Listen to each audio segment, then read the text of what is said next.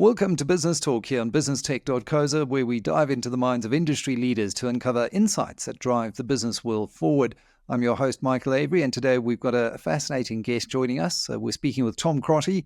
He's the lead specialist for technical marketing at Liberty Group, South Africa, the company founded, as we all know, by Sir Donald Gordon back in 1957 that has shaped South Africa in some indelible ways, introducing the first RA, the first unit trust, and Gordon's fingerprints are still felt through his medical centre in Parktown, North Johannesburg, and elsewhere across the country. Tom, great to have you with us today. And you bring what some might think is a rare combination of marketing expertise and actuarial science to the table. But marketing actuaries are actually quite specified roles. But for those who might find the combination a bit strange, tell us what your job entails.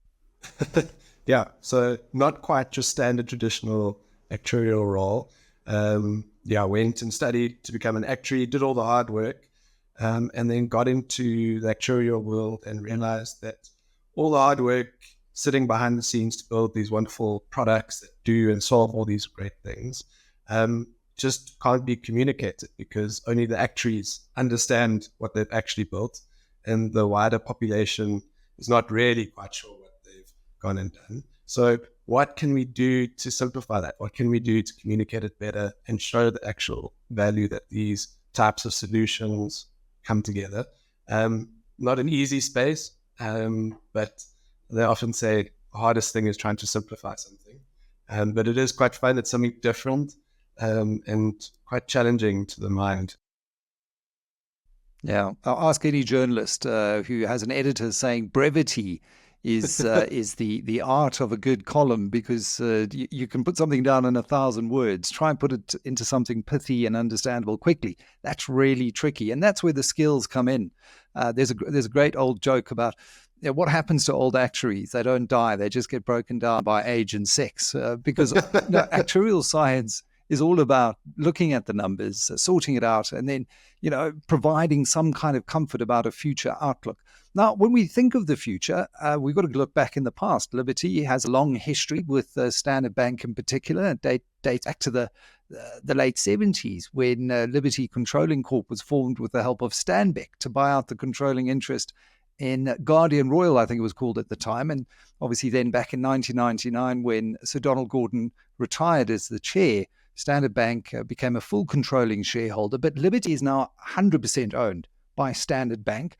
Can you just explain what this means for Liberty's ability now to expand those offerings and better serve its customers? Yeah, I think it's a huge opportunity. And like we're seeing it in the financial services industry where all the insurers, they're trying to build a bank or partner with a bank. All the banks are trying to find an insurer and take out specific insurance products to their customers, effectively trying to unlock this ability to offer clients a united or a universal financial services organization. And I think Standard Bank, Liberty, and that coming together is exactly what we're looking for. Like Standard Bank, one of the largest banks in Africa, with a huge client base, but no specific life insurance, long-term insurance division, and now has Liberty, like you said, huge history, dating back to Donald Gordon and his big ambitions to provide financial freedom. That coming together does give you the opportunity to unlock certain levels of value for clients. So if you're able to use client data across insurance business, across their banking business, how can you use it to better serve the customer and give them more efficient solutions that they can use in their everyday life? I think that's the big thing that would be great to unlock. I've always thought that, if you look at the digital journey that a normal customer would go on, banks have always had this key advantage in that you engage with your banking app daily. You transact daily. You now tap your phone when you're paying for goods and services. But, InsurTech is also a big thing, and providing insurance in different forms, short-term and life insurance. You're not really engaging in a digital way daily. So to combine the best of both now with a bank and an insurer, I think is absolutely the way to go. Now, you've said that a key focus for Liberty is this extensive advice service business. So maybe you could just expand upon, why it is that supporting your clients through advisors is so important to Liberty. And it's one of those things where advice is so pivotal to being able to take out these very complex product solutions to meet client needs. I don't know about you, Michael, but I didn't wake up this morning and say, I want to buy insurance. Like, that is not something I thought about. It's not something I was like, this is what I'm going to achieve today. Like, that is not a reality. But the reality is that you do need it. It provides a significant amount of value when you actually need it most.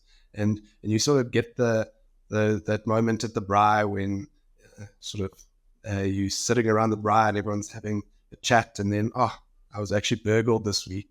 And then everyone responds with, oh no, that's terrible. And then the first question is, but did you have an insurance? And then the person says, yes. Then everything's okay. Like, that is the sort of thing that insurance does provide, that it's safety blanket. Now, a lot of these solutions are promises for a long time in the future. And like, you don't know possibly when you might pass. You don't know if you're ever going to get cancer or have a heart attack. But there are solutions that protect you from that.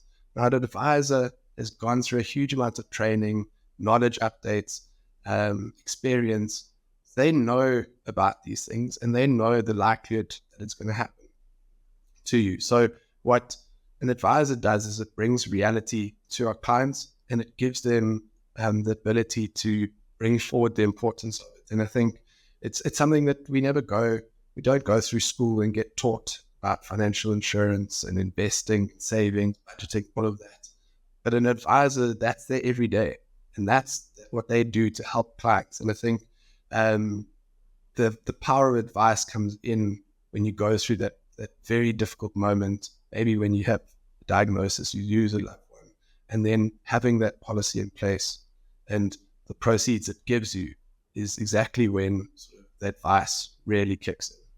Yeah, I've got personal experience with that. And, to your earlier point, I really think they should teach this stuff in LO, for example, in schools. So there's some work that we could probably do there in influencing the new basic education minister. But I mean, my partner suffered a stroke. It's now 7-8 years ago. And, no one goes through life thinking this is going to happen to you. She was supremely fit. She had just finished an FMB 10K through the city. But these things happen. Fortunately, she had a really good advisor, Liberty advisor. She had disability and dread disease cover. And so through a period of rehabilitation, thankfully, she's almost 99% better.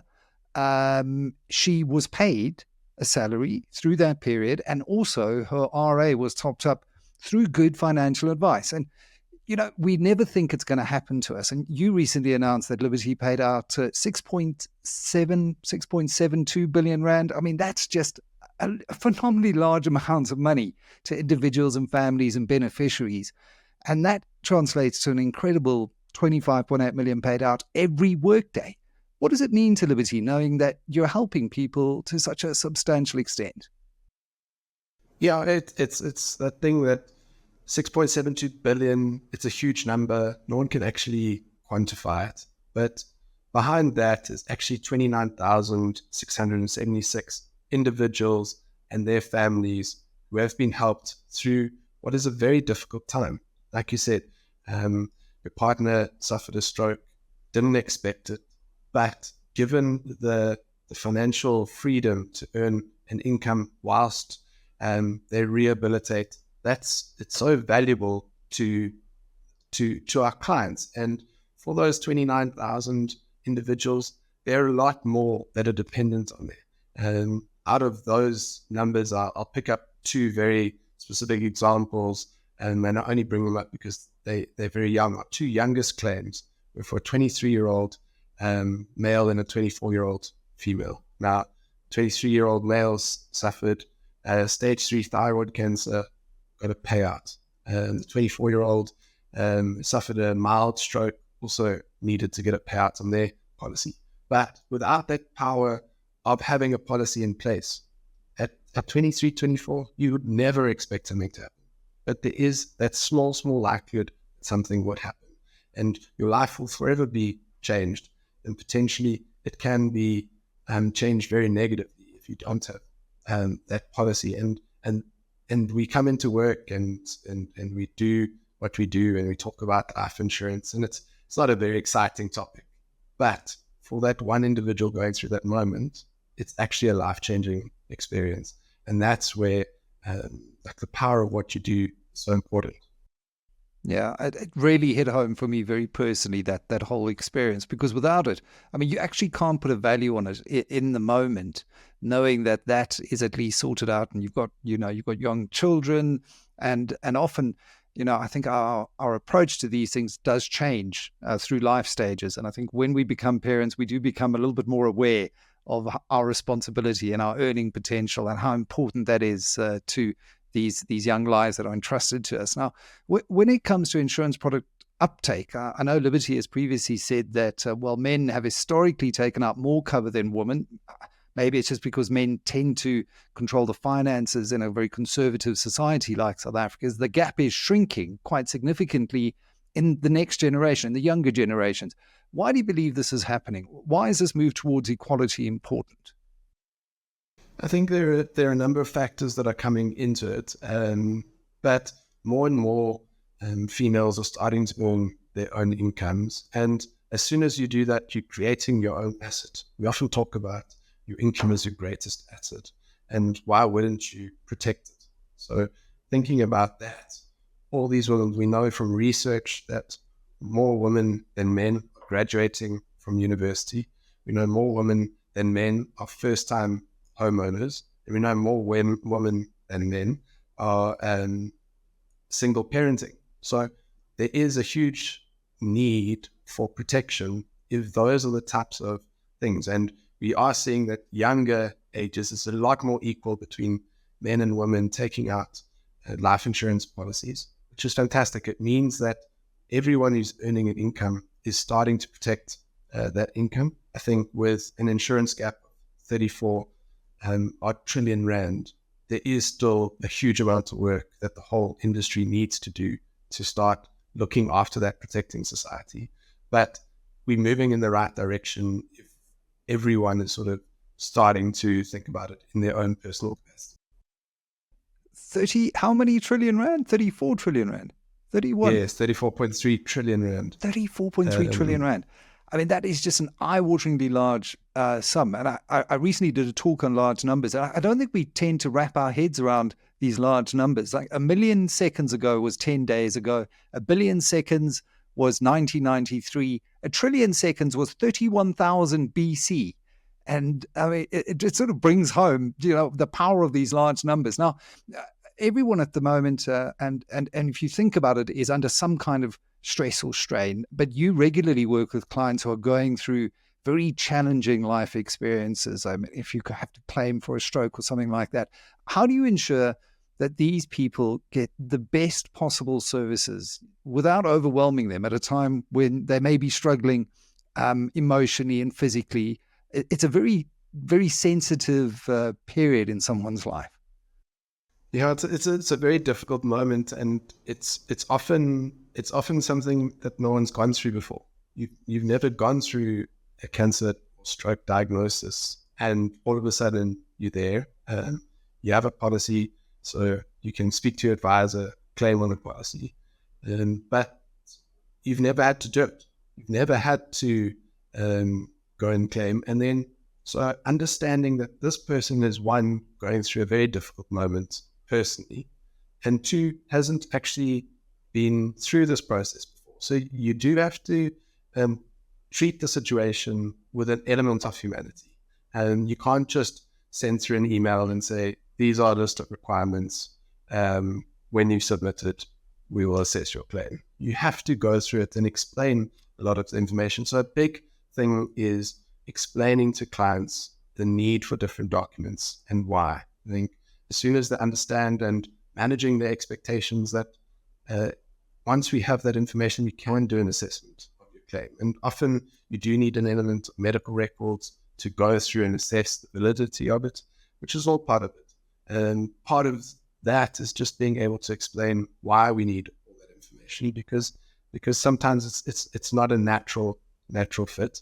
The other big thing that we're moving towards is a much more digital process. So if you submit all your information through our digital claims process, then we are able to use sort of technology to assess a lot of the more simple stuff. So if you submit your ID, we've got technology that will assess whether you've submitted your ID and it's the right person or not.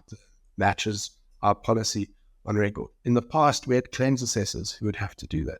So making some efficiencies, which does give claims assessors a lot more time to look into the details of your claim, so that you're not stuck trying to catch up all the manual stuff, which should really be covered. And I think that's part of it. It's this mix of humanity and technology that we've got to get right. I don't think we're perfect. We definitely haven't got it perfectly right, but we've made huge improvements, especially over the last year to 2 years. And we want to improve a lot more to make it such that it's not a big, scary process that at the BRI in 3 months' time, they complain about how terrible it actually the process with Liberty was to submit a claim. Yeah. I mean, ultimately, you want the exact opposite. You want people to be saying, well, this was the horrible story, but at the end of it, at least, we had this support, we had good advice, and, we were protected against some of the worst financial impacts that these things can have on us. Now, everyone is talking about two-pot, and, just within the whole context of advice, I think it's interesting because for me, two-pot opens an opportunity to have a conversation now with retirement fund members more regularly, because every year you've got to make a decision. Are you going to leave your savings pot? Are you potentially going to dip into it? And within that, I think the industry can actually use this opportunity as a window to improve the advice gap as well. What do you see as the big opportunity in two-pot? I think it's exactly what you're saying, Michael. It's about that opportunity to engage with the clients. Like you mentioned it earlier about it, you take out a policy and you sort of leave it to run whilst until actually the day you need it. But you want your clients to be engaging with the financial advisors a lot more frequently, and not only on investments, not only on savings, retirement, on life insurance, short term. You want them to pull it all together, understand the clients even better, because then when a client goes through maybe some financial difficulties, they know which levers to pull. I think it's they can also prepare for it. And I think that's where the opportunity to close a lot of the gaps are, is that the regular interaction with your financial advisor does give you that opportunity to make sure that the solutions you're trying to help the client with are a lot closer to the actual reality, instead of being a reactive response in some cases. Yeah. And then you're talking that to me is proper holistic financial advice. And, I know some really good Liberty advisors who built books and have grown old with the individuals they've advised. And now there's a big succession plan going on. But that advisor becomes more than just someone who came and sold you a policy and you didn't see again for 40 years. They become almost part of the individual's family to an extent. A really good advisor, listen, there are some bad ones out there, but a really good advisor, I think, can be life-changing, like finding a really good doctor as well. Now, last month, and you're talking about all of this data that you're using, and yes, it's high touch, but it's also got to be high tech. Liberty's Flame Station partnered with Vitz Fintech Hub, which I think is very interesting. Can you just explain what the Flame Station is, firstly? Great name, that, and how the partnership with Vitz Fintech Hub will boost its operations. Yeah, so it's a new partnership, very new. I think the exciting part is we actually don't know how big this partnership can get, but there's enough there that I think we can see development, innovation, growth coming out of it. Partnered with Vitz Fintech, we have the Flame Station. It sits right next door to Liberty in the old SAB building, but effectively trying to create a safe space for individuals, innovation, disruption, all to come together and try really create something that fundamentally changes the future. And I think giving entrepreneurs the space, and you spoke about Donald Gordon, the ultimate entrepreneurial spirit, that is what we want to harness. We want to be able to harness those entrepreneurs who are looking at tech, looking at ways to disrupt not just our industry, multiple industries with technology. How can we assist there? How can we help Vitz develop that? And maybe out of nowhere, something fantastic will come out. I think the latest project is around vertical farming.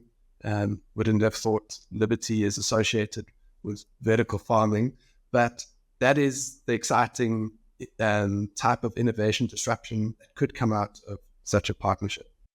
Yeah, and I think South Africa is full of that kind of entrepreneurial talent and innovative spirit. If you look at some of the startups and scale-up businesses that we're producing that compete, at a global scale, we can hold our own. But it's nice to have a sandbox and a big corporate backing a project like this with resources and giving that ability to go and innovate and play. Tom, great chatting to you. Take care.